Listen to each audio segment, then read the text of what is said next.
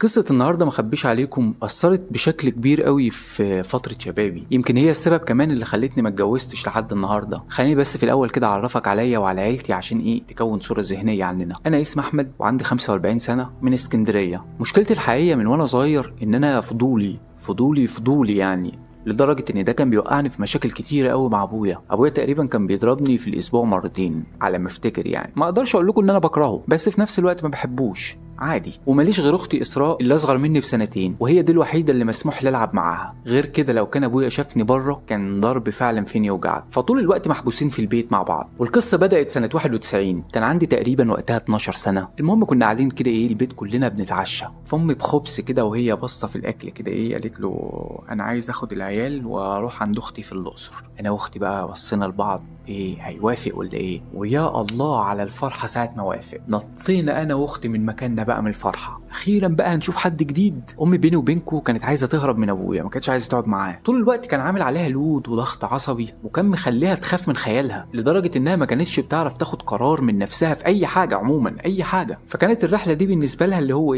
عايز امشي من قدامه وخلاص. فعلا كان عصبي بشكل مستفز. ما انكرش برضه ان هي كان لها عمايل تغيظ، بس طيبه برضه والله. عارف انت من الستات اللي هي بتسمع كلام الشيوخ في اي حاجه، لو قالوا لها صلي الفجر 10 مرات هي ما عندهاش مشكله خالص. المهم في خلال 5 ايام كده كنا مجهزين الشنط ومسافرين، وفضلت انا بقى طول الطريق قاعد اتخيل بقى في خالتي دي شكلها عامل ازاي. انا عمري ما شفتها، وبتهيالي كمان امي من يوم ما اتجوزت ما شافتهاش. بس انا كل اللي كنت اعرفه عنها انها عندها بنتين وولدين، رانيا واسماء ومحمد ومحمود. وفضلنا انا واختي بقى في القطر عمالين نتخيل بقى ولاد خالتي دول هيبقوا حلوين ولا لا، هنلعب معاهم ازاي، هنروح فين، هنتفسح فين. ووصلنا تقريبا بعد يوم ونص، وخالتي بعتت لنا محمد ابنها الكبير عشان يستقبلنا، وما كانش فيه طبعا موبايلات وقتها، وكان قاعد مستنينا في المحطه. فامي على طول لقطته من اول ما نزلنا، انه بصراحه هو كان مميز يعني، كنت تعرف تجيبه من وسط الناس. كان رفيع كده يا عيني وطويل زياده عن اللزوم، تهيالي كان عنده 25 سنه وقتها. المهم جه وسلم علينا، واخباركم والطريق عامل ازاي والرحله وانا بقى بالنسبه لي يا عم فكك، ودينا بيت خالتي ده، عايزين نشوفه، عايزين نشوف بقى البيت الكبير ده بقى، اكيد هيبقى بقى حاجات زي اللي بنشوفها في الافلام. طول الوقت بقى راسم له صوره ان هو شبه البيوت الكبيره اللي بنشوفها في الافلام بتاعه الصعايده. بس اتصدمت بقى لما وصلت، لقيته بيت دور ارضي كده، بيت بسيط قوي قوي، وفي منطقه شعبيه كده في حته هاديه خالص. ويا ربنا على الطموح اللي راح في داهيه، مش ده اللي انا كنت متخيله خالص. يلا مش مهم، المهم بس ان انا بعدت عن ابويا. فاول ما وصلنا بقى دخلنا عشان نريح شويه، فخالتي نظمت لنا النومه، قالت لنا بصوا محمد ومحمود هيناموا في الصاله وانتوا هتاخدوا الاوضه مكانهم، وانا كده ولا كده البنتين بيناموا معايا في الاوضه. طبعا انت اكيد استنتجت دلوقتي ان خالتي ارمله. المهم دخلنا نريح شويه،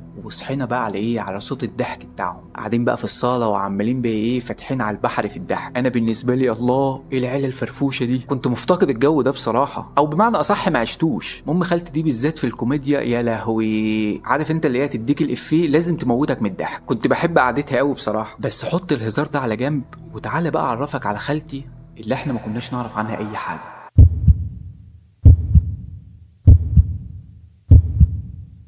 عدى حوالي اسبوع كده، وحر يا جماعه والله ما يطاق. الناس دي عايشه ازاي يا جدعان؟ البيت اللي مفيش فيه مروحه دي؟ احنا يعني كان فاضل لنا ربع ساعه ونفقس يا جماعه، شويه هوا اتقوا الله فينا. رانيا بقى كانت معلمانا حركه اللي هو اجيب ميه وارشها على السرير وانام. يعني عارف انت تديك طراوه كده تكييف لمده نص ساعه. ما كانتش والله كمان بتكمل النص ساعه، الميه كانت ربع ساعه بالكتير قوي وتنشف تقريبا، مش مبالغه والله، انت نايم على فرن. فقلت اروح اجيب ميه عشان ارشها. فلما فتحت عيني لقيت ولاد خالتي البنات نايمين على الارض في الاوضه بتاعتنا. ما فهمتش ايه اللي جابهم هنا، وفي نفس الوقت يعني ما اهتمتش قوي. جايز قاموا من الحر، يمكن كانوا سهرانين وناموا مكانهم، الله اعلم، مش مشكله. اما اقوم فوانا ماشي لمحت الاوضه بتاعت خالتي منوره من تحت عقب الباب، وسامع صوت همس كأنها بتتكلم مع حد، بس مش قادر احدد كويس ايه اللي بيتقال. ولحد النهارده انا والله ما فاهم ايه اللي خلاني افتح الباب. انا فتحت الباب ويا ريتني ما فتحته.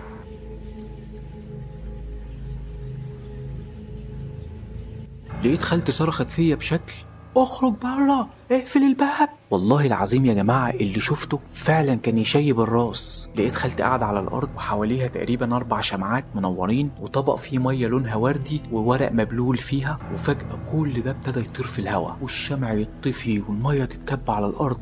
انا متسمر مكاني، مش فاهم ايه اللي بيحصل. ما فوقنيش غير اسماء بنت خالتي وهي بتشدني من ايده وبتخرجني بره الاوضه وبتقفل الباب. طبعا البيت بقى كان كله صاحي بقى من الصرخه، وامي في ايه في ايه في ايه. فجريت انا بقى على امي، اتدريت فيها كده من الخوف وحكيت لها على اللي حصل بالراحه. يا عيني هي مش مستوعبه ان الكلام ده بجد فعلا ولا بكدب عليها. فراحت عشان تكلم خالتي، فاسماء منعتها. اسماء واقفه على الباب كده زي البودي جارد اللي هي بتحمي الباب محدش هيدخل. المهم عدى 10 دقايق كده وخالتي خرجت وشها مكشر كده، وفي ايه يا جماعه خشوا ناموا مفيش حاجه حصلت.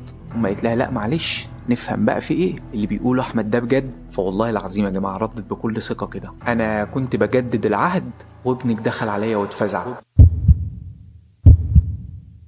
احنا مش فاهمين عهد ايه. قالت لها بصي انا من الاخر كده بقرا الفنجان وكل فتره كده ايه لازم اختلي بنفسي عشان اعرف اشوف. امي بقى لا اله الا الله، وازاي تعملي حاجه زي دي؟ ده ربنا قال والرسول قال اتقي الله. وطول ما امي بتتكلم خالتي اللي هو ايه طيب ماشي ما عندهاش استعداد تسمع اصلا. فضلت امي برضو عماله نصايح في الدين وشغاله ما بتقفش، وامي ما كانتش بتقوم من قدام قناه تقرا، ففرصتها جت بقى. فخالتي قالت لها بصي قبل ما تظلميني اسمعي اول الحكايه جت ازاي. انا من 3 سنين كده محمد ابني جاله حاله صرع، ودخت بقى على الدجالين والشيوخ مفيش اي فايده خالص، ولو كنت والله العظيم تشوفي حالته كانت تصعب على الكافر. وبقيت بخاف عليه قوي انه يخرج لجيله الحاله بره، وطبعا قعد من الشغل. فتخيلي احساس ام وهي شايفه ابنها في الحاله دي. وفي يوم حلمت ان انا قاعد على كرسي في حته فاضيه، وفي راجل كبير كده كان لابس اسود بيقول لي انه اختارني من بين كل الناس عشان اقرا الفنجان لجيراني، واداني فنجان كده وقال لي خد اقري. فقلت له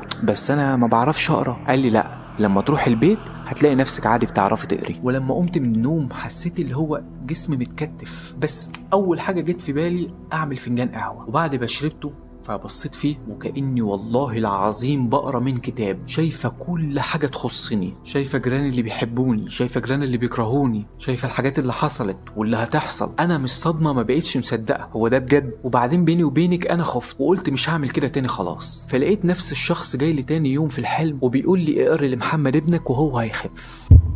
انا طبعا قمت من النوم وانا متأكدة ان هو كلامه صح، وشفت له فعلا الفنجان. وبصراحة يعني كنت مصدومة من اللي شفته. ما كانش مستقبله زي ما كنت بتمنى، حاجة كانت زفت وقرف، بس قلت مش مشكلة، اهم حاجة انه يخف. ده اللي انا كنت بتمناه في الوقت ده. ومن يومها عدى 3 سنين دلوقتي الحالة ما جتلوش خالص. انا بقى لما سمعتها وهي بتحكي ان هي تقدر تشوف المستقبل، الموضوع ده طبعا انا حكيت لكم ان انا فضولي فهموت واشوف. فكرة جديدة عليا، حد ممكن يقول لي ايه اللي هيحصل في المستقبل. وفضلت كل يوم بقى الح على خالتي عايز اشوف، وهي ابدا مش راضيه. هي طبعا مش راضيه عشان امي، لحد ما جيت كده في يوم من ورا امي بالله عليك يا خالتي عشان خاطري والله اخر مره، هي مره واحده بس واخر مره ومش هقول لحد، النبي يا خالتي والنبي يا خالتي. فالظاهر زهقت مني كده فقالت لي ايه طب هات. طبعا اللي قالته لي وقتها كان في المستقبل كله، وانا النهارده عندي 45 سنه وبقول لك ان كل اللي قالته بالحرف حصل. انا عارف ان ممكن يكون دجل وعارف ان ممكن يكون حاجات كتير، انا فاهم كل الكلام ده، بس حصل وما اقدرش انكر ده. امي لما عرفت اتضايقت قوي من خالتي وزعلت، بس برضه ما زال شاغل بالها ان هي عايزه اختها تبطل، وفضلت برضه وراها كل يوم نفس الزن، يا جهان حرام عليكي اتقي الله، من ترك شيئا لله عوضه الله خير منه، وانتظامك في الصلاه يا بنت الحلال هو ده اللي هيبعد عنك الشيطان. لحد ما اخيرا بقى خالتي اقتنعت وابتدت تصلي وتقرا قران وانتظمت وبقت تقرا قران اكتر من امي كمان. وفضلنا على الحال ده 10 ايام. وفي يوم كان الساعة تقريبا 12 بالليل، كان كل واحد في اوضته وانا ومحمد بس اللي قاعدين في الصالة. فقام عشان يجيب ازازة مية من قدام التلفزيون، فجأة والله العظيم ملامحه اتحولت وعينيه اترفعت لفوق وجسمه كله اتجمد، وفجأة وقع على الارض وابتدى يترعش.